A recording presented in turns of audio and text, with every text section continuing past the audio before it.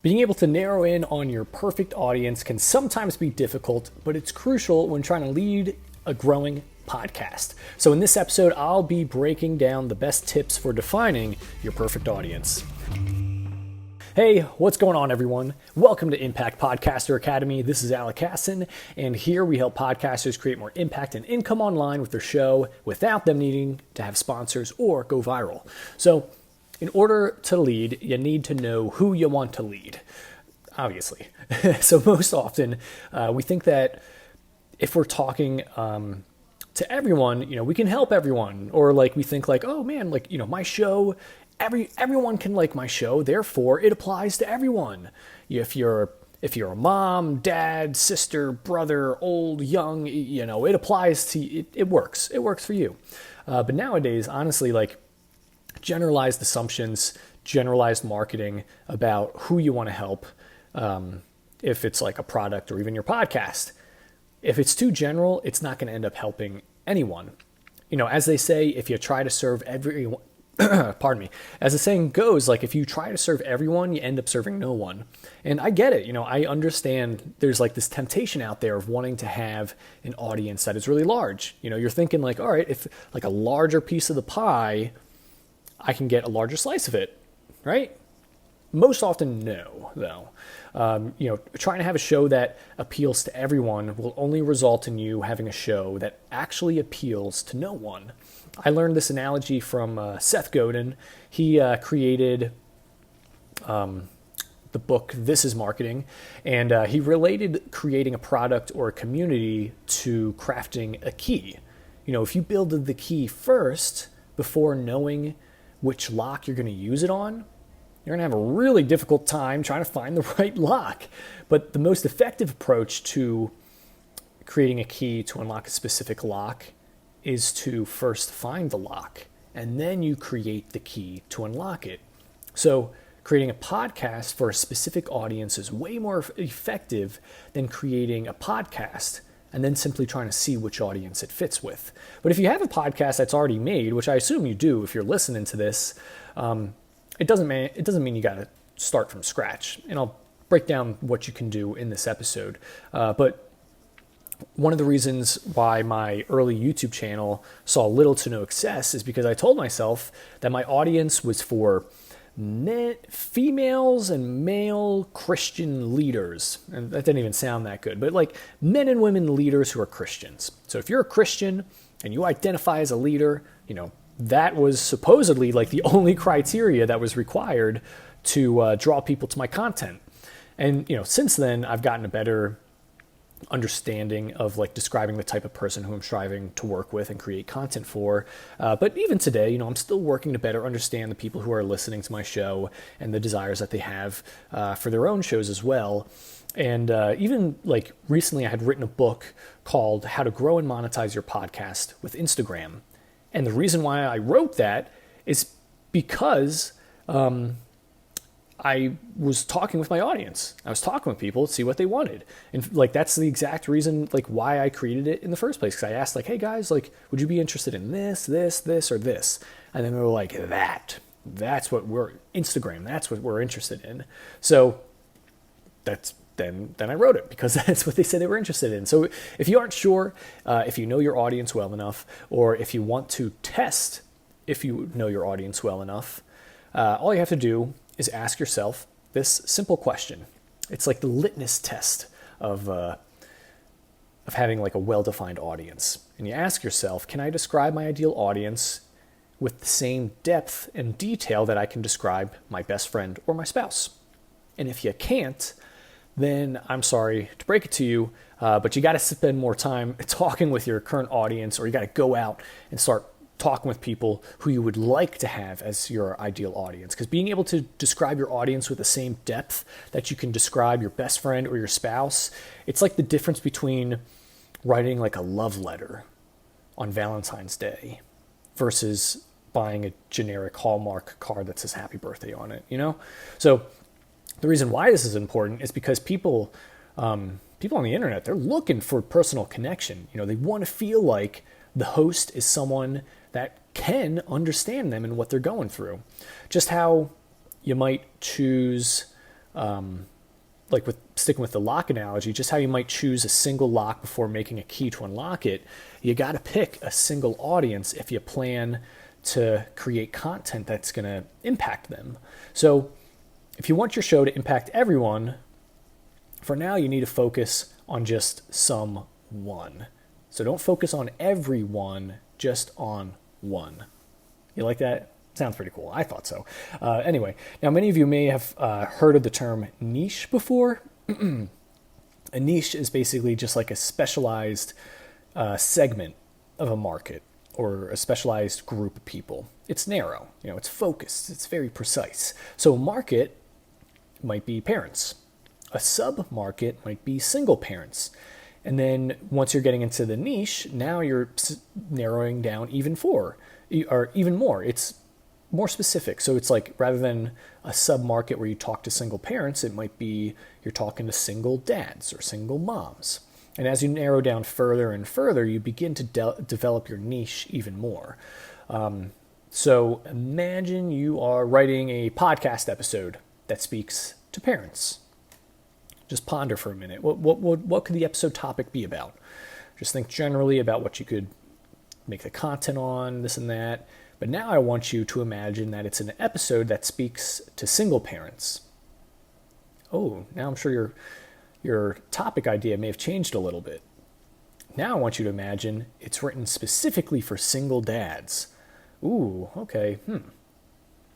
Even more specific now. I'm sure you got some pretty good ideas possibly of what you could talk about. And now we'll take it a step further. You're going to create an episode that speaks to single dads who are dealing with the loss of their child. Now that's niche. That's specific. That's focused. You could just begin to imagine how impactful that content would be to that person. And as you can see, when you narrow down, not only are you able to better speak to your audience, but you can also better understand and anticipate what they need as well. So, for example, an episode that speaks to parents and an episode that speaks to single dads who experience loss of their child, they're going to be very different episodes. Not only is the content going to be different, but like the delivery, the language is going to be different as well. So when I made this shift in my own podcast, I not only got more people to join my audience, but I've been able to impact my audience on a much deeper level as well. So when I first started, the focus of my YouTube channel, for example, or I guess I should say my lack of focus, was just to help Christians live a more fruitful life. Like that was it. It was very broad, super general, too general. But over time, it not only narrowed down to who I wanted to help, but I also began to narrow down the content as well. Now, after many different iterations and pivots, now I specifically focus on helping podcasters, and I help them impact the world with their show, and I help them generate more revenue without them needing to have sponsors or go viral. And even then, I'd still even say that that's still a little bit general. It's kind of like the tagline that I use. But right now I'm focusing on podcasters who they've been running their podcast for a while, and maybe they're looking to grow their audience, create more impact, and of course get some more income. But it's way more specific than I'm just trying to help Christians live a better life. And I'm not trying to bash anyone who has a generalized audience or generalized goals, but I just want you to realize like those generalized goals are not going to help you long term. Another thing to keep in mind is that you should make sure when you are trying to niche down your audience, there's certain criteria that you should keep in mind as well. The first is that the audience you pick, they really should be passionate about the thing that you're trying to do. So, for example, someone who is overweight and doesn't like exercise, they're not going to be a passionate audience to share CrossFit with. Therefore, they really wouldn't be your ideal audience. But those who might already be exercising and are looking to take their fitness to that next level, those people are way more likely to be passionate about CrossFit and therefore would be more of an ideal audience for you to focus on. Second thing is your audience should be both willing and able to purchase products or services that you offer. So even if you don't have a product or a service like right now, it's okay, because I just want what I want for you is to like just understand this concept right here. So when you get to the point where you do have a community of people that are following your show, you're going to reach a place where you want that show to start earning some money. Am I right? And when you get to that place in your journey, it would be helpful if those who are around you and are listening to you and are invested in your show can actually invest in your show. So there's like a number of reasons why it's important to sell things to your audience. And the main one that I want to emphasize is that if your audience isn't able to give to you financially, they really aren't invested in you. They're not really invested in the community. But like, don't get me wrong. I'm not saying that they aren't valued as individuals. I'm not saying they don't value you because they're not giving you money. That's not at all what I'm saying. Like, don't be like, oh, you're not giving me money, therefore I don't really care about you as much. No. That's not cool. But what I am saying is that they aren't invested in you because they literally are not invested in you. So every time we buy a product from a store, we're voting for that store and we're voting for that brand that we purchased with our money. And when you buy something and you own it, you are more invested in it. Like, I can remember back when I first started like building like a small stock portfolio I'm still using Robinhood. But before I owned any stock in Microsoft, I really didn't care about Microsoft, to be honest. Like, sure, I kept my eye out on like new updates about the Xbox or some new cool things about their computers. But like, besides that, I wasn't worried about the growth of the company. But after owning some shares, I'm now way more interested in Microsoft's health and the decisions that their leaders are making. So there's also this like ancient Israeli saying that says, where our treasure is, our heart is. And I want you to notice that it starts with the treasure. It's not our treasure is where our heart is. Our heart is where our treasure is.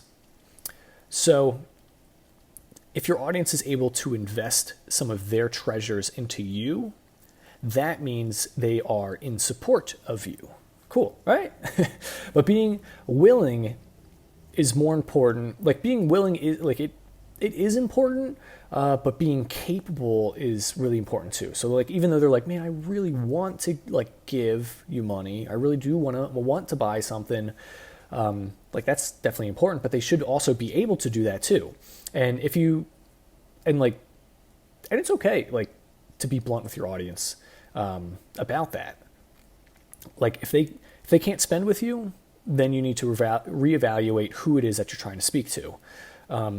I know it's like, I feel like I kind of like left off on a weird point there, but like, these are things that are important later on, because I've definitely spoken with people where it's like, yeah, we're getting all these views and, oh, we're just not too sure, like, all right, like, how can we start monetizing? And then it's like, all right, cool. So like, what can you offer your audience? It's like, oh, well, no,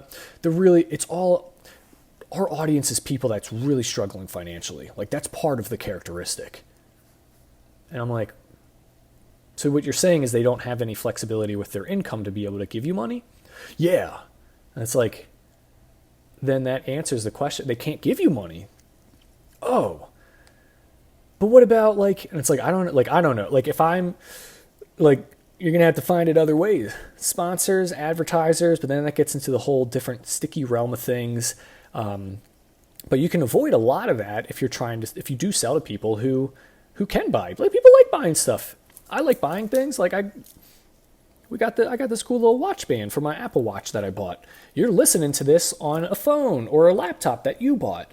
We like buying things. It's totally fine. And if you're not being like manipulative, or you're not lying with what you're selling, and you genuinely are offering some good stuff, then people deserve to know about that. And you should be compensated for creating those things to offer those people to help improve their lives. So anyway, here's some key points to keep in mind. When trying to impact everyone, you're going to end up actually impacting no one. So people, they're looking for personal connection. They want to feel like the host is someone that could deeply understand them as an individual.